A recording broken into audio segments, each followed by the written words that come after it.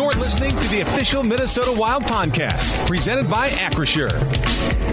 Can you give us any indication of any lineup changes or anything? We're going to go with the same lineup. Same lineup. Yeah. With the way you've attacked their goaltender, Aiden Hill, he's a great goalie. Has there been a pre-scout on trying to get more pucks to the 5-hole, or is that just trusting the shooters with a bigger goalie to try something and it seems to be working? How much of that is the conversation you've had, and how much is that just the instincts they bring? I think it's more the instincts. I think directing pucks to the net and getting into that area is, I think important, and I think our guys have tried to do a pretty good job of doing that. I think we can still do a better job of getting there, getting some pucks through, and getting to that area a little bit better. But when we've done a good job. Not to question the decision, but to go back to the same lineup. Yesterday you said you guys were going to look at some things. What were some of the conversations had that you'd maybe still like to see different, even though you're rolling out kind of the same? Well, we don't take these things lightly, as you can imagine. It's, from post game to yesterday to last night to this morning, you go through a lot of different things. Then there's a lot of different components that go into making a lineup decision, and I think that we liked a lot of our game for the last two games. I think our team is mentally in a good spot. I think that, I'm also a big believer at times of you have a reason or an instinct to make a change, and it feels right and seems right. And other times you consider it, and you consider a lot of different factors, and sometimes it's not, the instinct isn't there, or the facts maybe aren't really there to make the decision. So you go with what you think is right, and you talk to some players and give them another chance. Mm-hmm. Now that you can dictate a matchup, John, is that something that you will look to do? Or like you said, you've been very confident with whoever's out there. So does that enable you to just roll tonight then? Yeah, I think sometimes the matchup game can get, I think you want to let your team play. We've been a good team on the road too, and I think one of the reasons too is you don't get the matchup. There's certain things you look for. I think there's certain times in a game you might adjust. You may say, well, I think I'm gonna do this. A lot of times for me, you have ideas of certain matchups. They don't have to be hard matchups, but you have ideas of certain players you want in certain situations.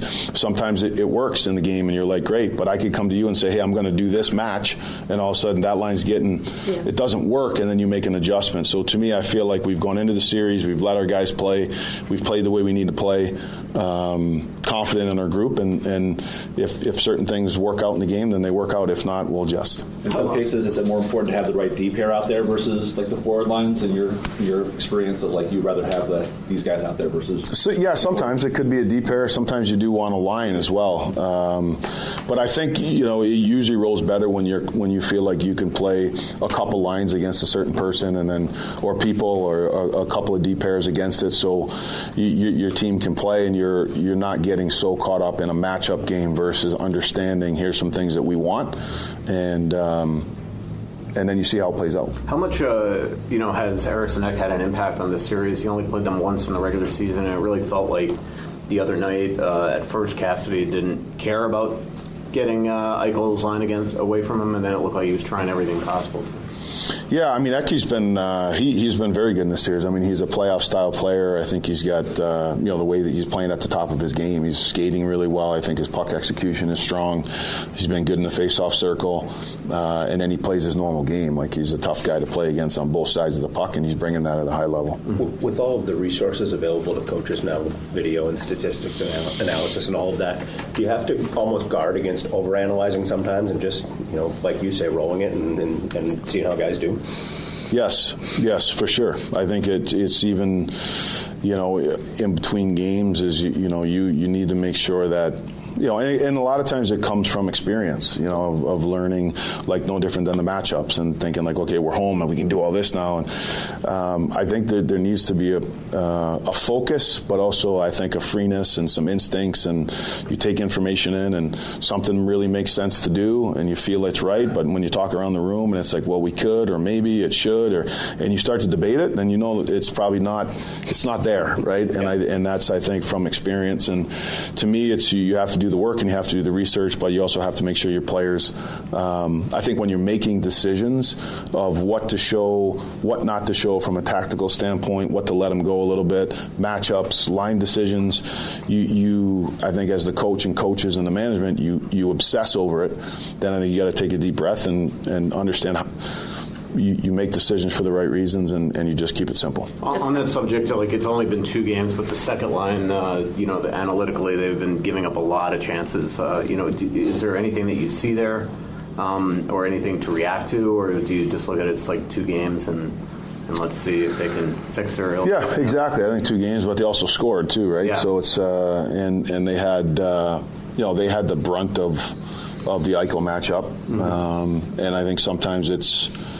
You can. That's what I mean. You can look at the analytics, but also you look at the style of players and their responsibility and some of the matchup. But were they effective? And yes, sometimes the analytics says, well, this isn't good. But you really go through the guts of the game, and then you say, okay, well, if we did this versus that, what would be better? You know what I mean? Yeah. So, I mean, those are 3 good players, and now, for example, it could be something you have that awareness, but instead of coming up after 2, pretty solid games and your team's in a good spot, then start blowing everything up after a travel day and then a game day. Like, a lot of it is the focus of the team and making sure that we're continuing to go through the series and make personnel or tactical or whatever it might be adjustments. I think the timing of it is important versus just doing something. Yep.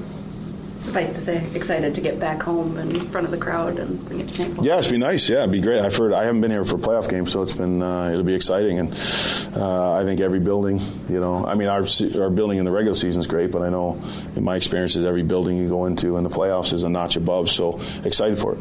On a night like last night, do you try to decompress, or are you watching hockey?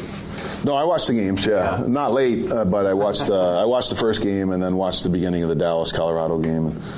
It's fun. I mean, it's playoff hockey, so it gets your mind off your own stuff and looking at other guys go through what you're going through. So it's a little easier. Anything else for Coach? What was that like out in Vegas compared to the atmosphere at the X? I would say that Vegas is different in its own right. I think if you think about Vegas, and I think the cheerleaders, and I think the pageantry of the game is very Vegas-like. But I think the crowd was loud and into the game, no different than the X. I think that you come here, it might be a little bit less pageantry than a playing in Vegas. But I think the intensity of the crowd, the loudness of it, the excitement and the energy in the building is usually similar when you go back to back in playoffs. That being noted, as Anthony mentioned during the game the other night, was like the quietest he'd heard that rink ever at some point in that game. You really quieted him down. Yeah, I mean, that's sometimes when you get, that's also the challenges, right? When you go in, they had a great start and the building was rocking, and, we got some good saves and they made a hard push early in the game and we got through that, and then we're able to score and get ourselves going, and sometimes that's what happens. And then as the home team, now you got to manage that. As the road team, you realize the building's quiet, it kind of gives you some energy, but then the home team's got to be able to respond to that. Are you a believer in momentum, that there can be a carryover from what took place in Game 2? I don't necessarily believe in momentum. I think that there's a confidence level, and I don't even want to say confidence. I think a belief in what you're doing. Momentum doesn't really carry game to game, but I think the belief in what you're doing and how you need to play and what you need to do to have success. I think when you have that can strengthen as a series goes on. But each game is truly its own entity. For an extraordinary advantage in sports, you need a game plan. For an extraordinary advantage everywhere else, all you need is Acrisure. With a high-tech human approach to insurance, cybersecurity, and more, Acrisure helps you take care of what you care about. That makes winning easy. See what Acrisure's extraordinary advantage can do for you at Acrisure.com.